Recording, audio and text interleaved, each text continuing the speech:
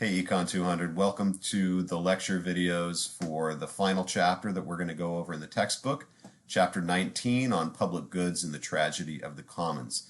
You'll notice that this lecture set of videos is going to be distinct from the others, primarily because I'm just going to be reading or voicing over some PowerPoint slides. The main reason for that is this chapter does not have a lot of graphing to be done. And so I think it's going to be easier to do things visually with primarily the text and the pictures that I can show you through this PowerPoint presentation. So let's begin with our definitions, and we're going to use these definitions to kind of create a taxonomy of different types of goods and services. Okay, so the two terms that I want you to become familiar with in this video are the terms excludable and rival. Those are two characteristics that a good can have. If a good is excludable, then what that means is it's easy, or at a low cost, it's possible to keep people from consuming this good if they haven't paid for it. Okay? If a good is non-excludable, that means it's not easy to keep people from consuming it even if they haven't paid for it. And I'll go through a couple of examples of excludable versus non-excludable in the next slide. But the other definition that I want you to be familiar with, the other term I want you to be familiar with, is whether or not a good is rival. Okay, a good is rival if two people can't be consuming it at the same time for the same purpose, okay, or for their own purposes. If a good is non-rival, that means that two people could be using that good simultaneously and be doing completely different things with it. Okay, so let's go through a couple of examples of goods that are excludable versus not excludable, and goods that are rival versus not rival. So I've got the screen split here between those two types of goods being excludable versus not excludable. Some examples of excludable goods would be the following. First of all, haircuts. Okay, it's pretty easy for someone at a salon to require you to pay them money up front before they cut your hair. Most salons don't do that. They actually get you to pay them after they've cut your hair. But if you get your hair cut and you don't pay for it, then they're probably not going to do business with you again in the future. Okay, so it's pretty easy to make sure that all their customers, or pretty much all of their customers, pay for the good. Another example would be mobile phones. When you go to the Apple store, and you want to buy your iPhone or iPad or whatever it is that you want to purchase there, they've got them behind the usually a glass case, right? So it's difficult for you to get that item without having paid for it. It's not easy to swipe one of those and walk out of the store without being stopped by an employee. And more than that, they control the data plan, so they can fairly easily shut you off if you are using your phone that you've purchased from them and you're not paying them the monthly data plan. Okay. Final example would be food, right? Like a hot dog or a hamburger. They can charge you for that, and they keep all that food behind the counter. If you don't pay for it, they're not going to give it to you. So those would all be goods that are excludable. What about non-excludable goods? Okay, these oftentimes it's harder to, they don't immediately jump to mind, but there's actually quite a few examples of these types of goods. Okay, first of all, you can think of a good like a mural that's painted on the outside of a building. Now this mural is hopefully familiar to you. I'm assuming most of you have seen it. If you haven't, just walk around campus enough and you're going to run into it. This mural was paid for by a private party, but there's really nothing that they can do to stop you from enjoying it, right? This is a non-excludable good. They can't tell you, hey, if you didn't pitch in money to pay for this, when you walk by, you can't look at the side of our store, right? You have to keep your eyes down and look at the pavement the entire time. That's not going to be easy for them to do. So this mural is a non-excludable good. Another example of a non-excludable good would be natural fisheries, right? You go out into international waters, or you just go out of the ocean generally. There's no easy way of kind of demarcating, a chunk of the ocean that belongs to one person versus a chunk of the ocean that belongs to another person. So if you are a commercial fisherman, what you have is the right to pull fish out of the ocean, but you don't have the right to exclude other people from pulling fish out of the ocean. So as you can see in this, this picture here, there's a whole bunch of ships. Probably most of them are owned by different people, and they can't stop each other from fishing in those waters. Any one of those commercial fishing vessels can pull fish out of the water, but they cannot exclude the others from making use of those waters. So those fishing waters are non-excludable goods. The final example that I'll bring up is talked about in your textbook, and that is a method of deflecting asteroids from hitting the Earth. Right? The idea here is every year there are several near misses of relatively large objects that could hit the Earth, but they're on a trajectory that's just slightly off, so that they pass by fairly close to the Earth.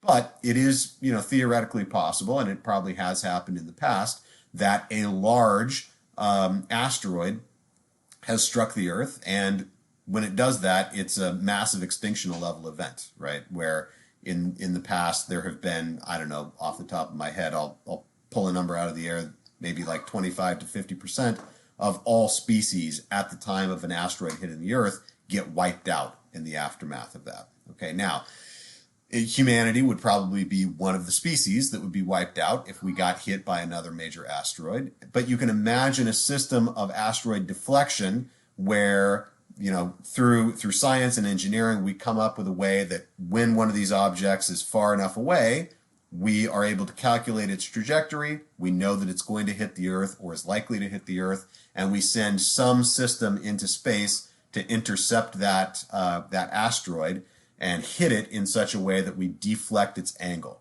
You don't have to deflect it by very far off its course if you get it far enough away from the Earth, right? And so you turn what would have been a direct hit into a near miss, and by doing so, you could save all of humanity.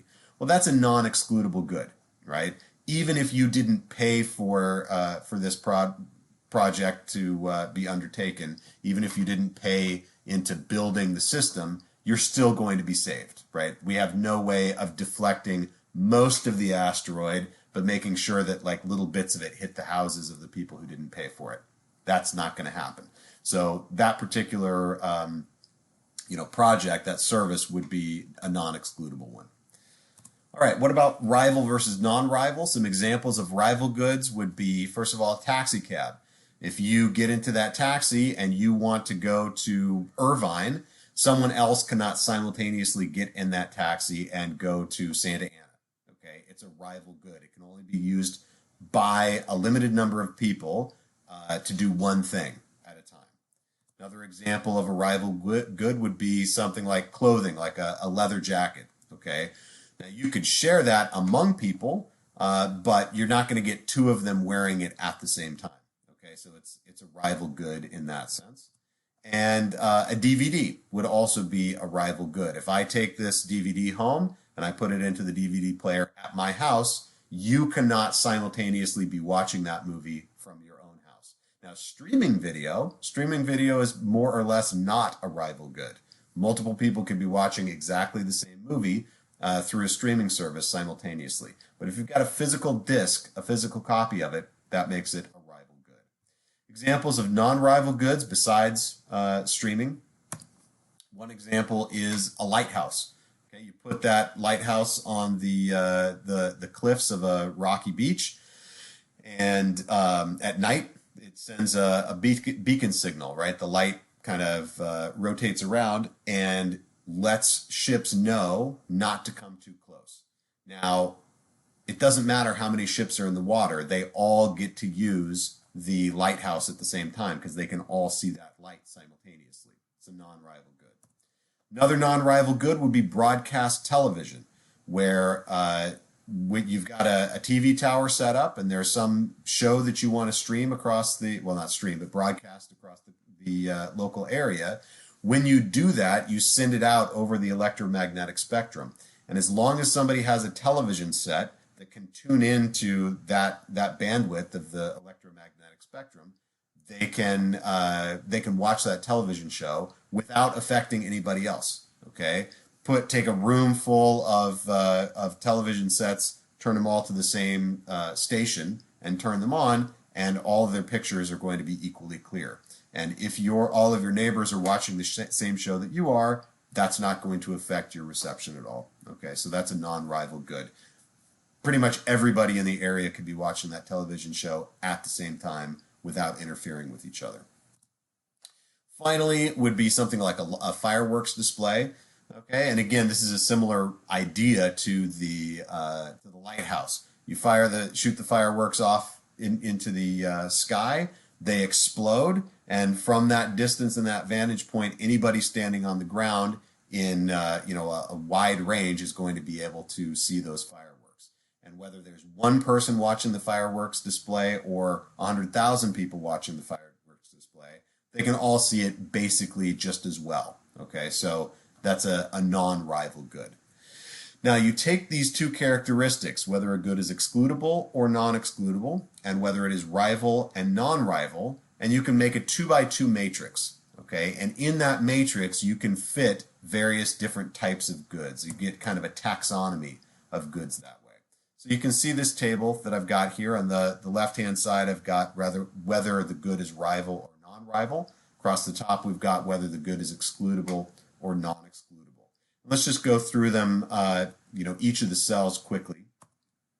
If a good is both rival and excludable, then we say that that is a private good. Okay, a private good.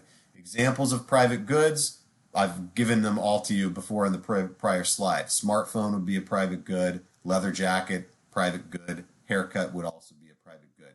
These are goods where we can't all use the same good at the same time, but it's also easy for the sellers of those goods to stop people from consuming them if they haven't purchased them ahead of time. Okay, and you'll see later it's going to turn out private goods markets do a pretty good job of providing those.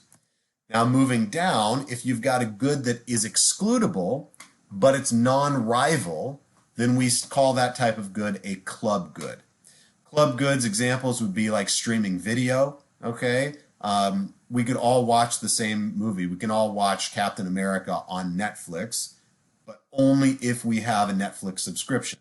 Netflix can stop you from watching that streaming video if you haven't paid them. So it's non-rival, but it's excludable. Same basic idea with cable television, and the same idea with a Wi-Fi network that has like a password on it. Okay, those are all non-rival goods, but they're also excludable goods. All right, and again, in the next video, we're going to deal in the next video with both private and club goods more or less at the same time, and those two types of markets are pretty well behaved. Okay, then you move to the right-hand column where goods are non-excludable. If a good is non-excludable, but it's also rival, what that means is there's not as much of this to go around as we could possibly want. If one person consumes this good, there's less of it to go around for somebody else. Okay. However, if that same good is non-excludable, now you've got a problem because there's not enough for everybody to consume, but everybody is able to consume it if they want to. We call that a common resource or a common good. And examples of those would be natural fisheries, okay, which I talked about in the earlier slide.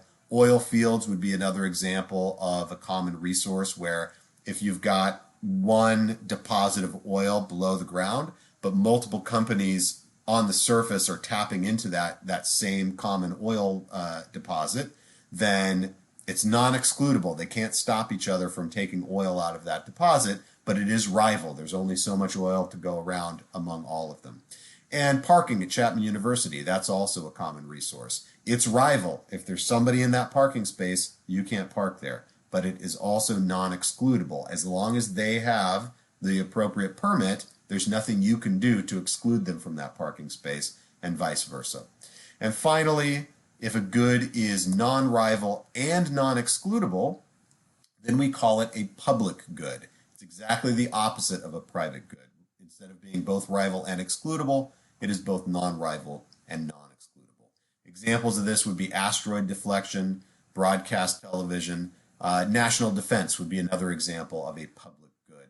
because once you've paid for a military to keep invaders out, then everybody in the country benefits from that. We all get the value of that public good, even if you haven't paid any taxes, even if you're too young to pay taxes to fund that military, or even if you're just, avoiding paying your taxes, you still get the benefit of that military protection. All right. So those are the basic types of goods that we've got. In the upcoming videos, I'm going to focus on each of these types of goods and give you kind of the economic analysis for each of them. And as I mentioned before, the goods in the left-hand column there, the excludable goods, more or less things are going to work out pretty well. It's when you get to non-excludable goods, that's where the problems really start cropping up. So we'll talk about those in future videos.